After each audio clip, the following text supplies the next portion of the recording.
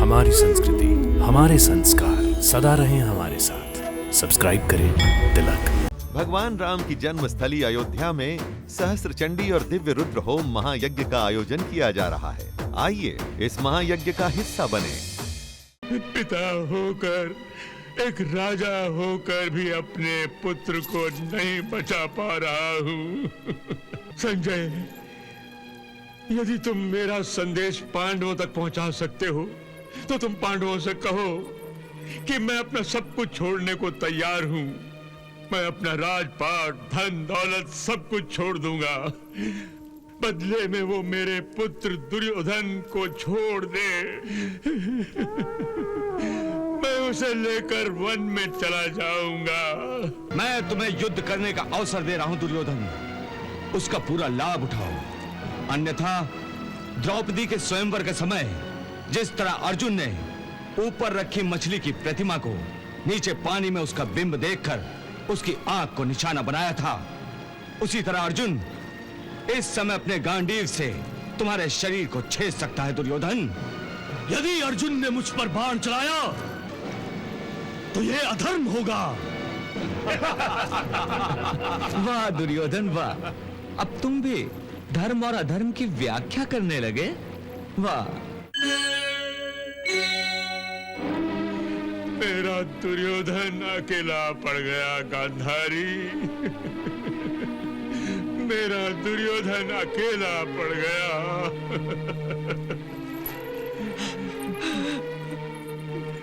आज पांडवों ने खूनी भेड़ियों की भांति मेरे पुत्र को घेर लिया है, दबोच लिया है उसे अपने पंजों में, और मैं अपने पुत्र की रक्षा नहीं कर पा रहा हूँ।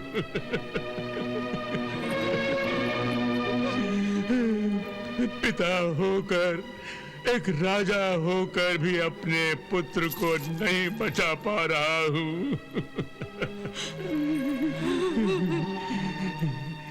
संजय, यदि तुम मेरा संदेश पांडवों तक पहुंचा सकते हो तो तुम पांडवों से कहो कि मैं अपना सब कुछ छोड़ने को तैयार हूं।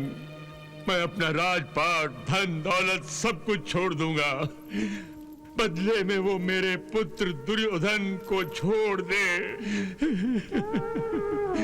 मैं उसे लेकर वन में चला जाऊंगा, परंतु वो मेरे दुर्योधन को छोड़ दे। मेरे दुर्योधन को छोड़ दे। महाराज, पांडव कदाचित दुर्योधन को छोड़ भी सकते हैं, परंतु वो अपने कर्मों के भुगतान से कभी नहीं बच सकता। महाराज, कभी नहीं। महाराज, इस समय मेरे हृदय को जितनी पीड़ा दुर्योधन के दुख से हो रही है, उससे कहीं अधिक पीड़ा आपके पुत्र प्रेम से हो रही है। ये क्या कह रही हो गांधारी? मैं ठीक कह रही हूँ महाराज। आपका पुत्र प्रेम जो आप अमृत समझकर दुर्योधन को पिला रहे थे, वो अमृत ही आज विष बनकर रह गया है महाराज। विष बनकर रह गया है।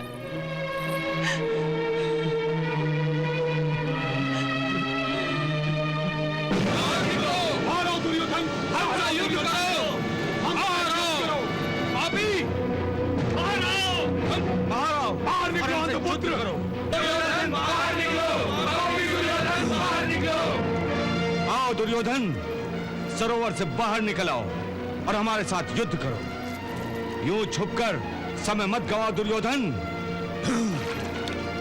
मैं तुम्हें युद्ध करने का अवसर दे रहा हूं दुर्योधन, उसका पूरा लाभ उठाओ।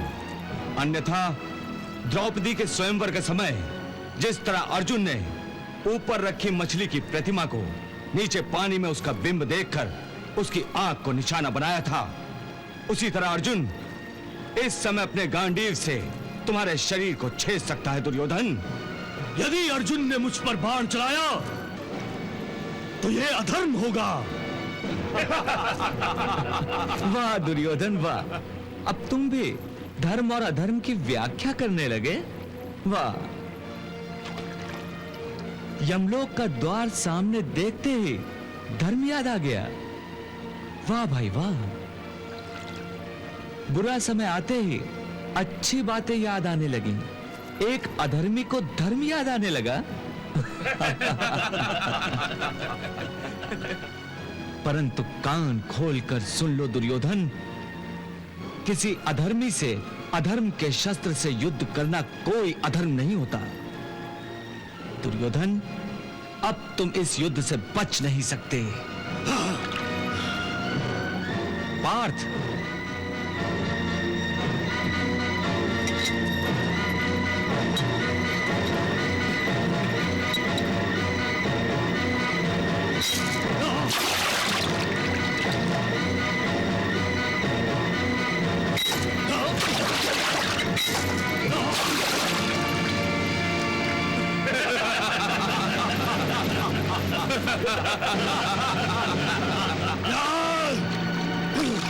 मैं अवश्य युद्ध करूंगा युधिष्ठिर, मैं अवश्य युद्ध करूंगा, परंतु मैं ये युद्ध करूंगा कैसे?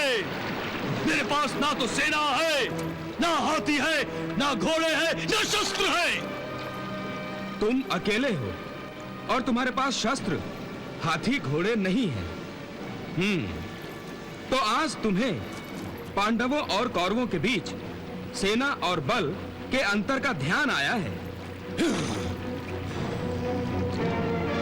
महायुद्ध के आरंभ में नहीं आया, जब तुम्हारी विशाल सेना के सामने हमारी सेना नहीं के बराबर थी।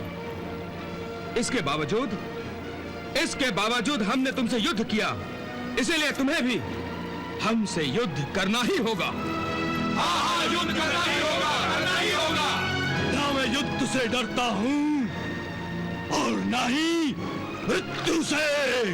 फिर भी इस सरोवर में छुपे बैठे हो।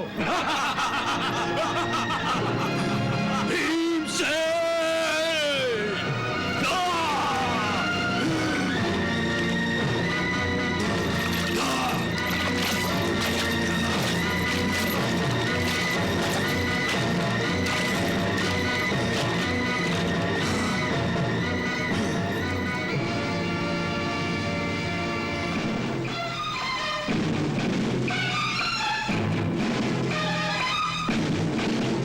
अच्छा ही हुआ दुर्योधन कि तुम युद्ध करने के लिए तैयार हो गए।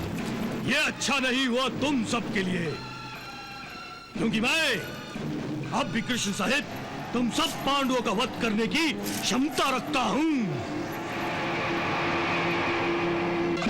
तुम सब ने मेरा उपहास, मेरा अपमान करके अपनी मृत्यु को ललकारा है। युधिष्ठिर, मैं निशस्त्र होकर भी तुम्हारे और तुम्हारे चारों भाइयों का वध करूंगा। मेरे सारे भाई मारे गए, अब तुम मेरे हाथों मारे जाओगे। ठीक है, तो विलंब क्यों? हम तत्काल युद्ध आरंभ करते हैं। तुम पांचों मुझ अकेले से युद्ध करोगे? हाँ, भला इसमें आपत्ति क्या है? ये सरासर अधर्म है, अधर्म। वाह, परंतु यही अधर्म से तुमने अभिमन्यु का वध किया था। तुम सभी ने मिलके अकेले अभिमन्यु का वध किया था। उस समय अधर्म का विचार नहीं आया था। परंतु दुर्योधन, मैं तुम्हें विश्वास दिलाता हूं कि ये पांडव तुमसे अधर्म नहीं करेंगे। बड़े भैया तो साक्षात धर्मराज हैं। वो तुमसे धर्म से ही युद्ध करेंगे। दुर्योधन, तुम्हारे अधर्म के जवाब में यदि पांडव भी अधर्म करें तो तुम में और इन पांडवों में क्या अंतर रह जाएगा? हाँ दुर्योधन, मैं तुम्हें आश्वासन देता हूं, युद्ध होगा और तुम्हारी इच्छा के अनुसार होगा। तुम जिस शस्त्र से युद्ध करना चाहोगे उसी शस्त्र के साथ तुम्हारे साथ युद्ध किया जाएगा। हम पांचों पांडवों में से केवल एक पांडव तुम्हारे साथ युद्ध करेगा, और यदि तुम बाणों से युद्ध करना चाहो तो अर्जुन है। यदि तुम तलवार से युद्ध करना चाहो तो नकुल है, और यदि तुम भाले से युद्ध करना चाहो तो मैं स्वयं हूं। इसका चयन करने का अधिकार मैंने तुम्हें दे दिया है दुर्योधन।